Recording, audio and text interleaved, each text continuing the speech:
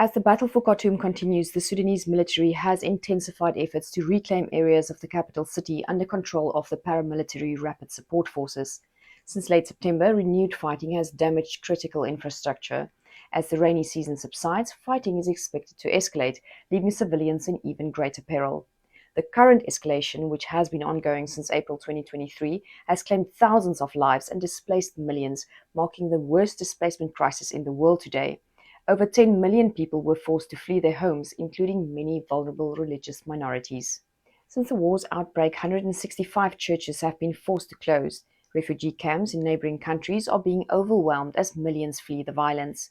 According to the UN, over 25 million people need assistance, with deteriorating food security threatening to trigger the world's largest hunger crisis. Sudan has long been a difficult place for Christians. Under Omar al-Bashir, Christians face systemic persecution, with the country's legal system governed by strict Sharia law.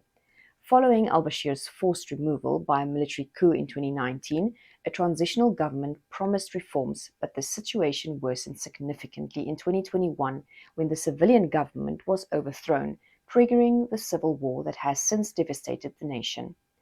Both sides in the conflict have attacked churches, harassed congregations, and have been killing religious leaders. Churches have been bombed, and clergy members have been singled out for violence. While the violence has torn apart much of Sudan, some regions have remained relatively unscathed. In Port Sudan, churches have transformed into makeshift shelters, housing thousands of displaced people. One such church, led by a displaced religious leader, provides refuge for both Christians and Muslims.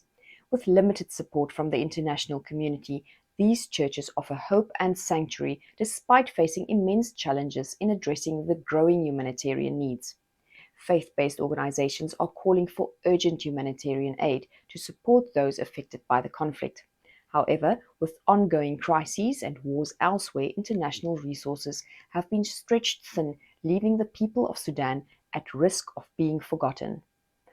As the conflict in Sudan intensifies, we pray for an increased effort from the international community to bring peace to the war-torn country.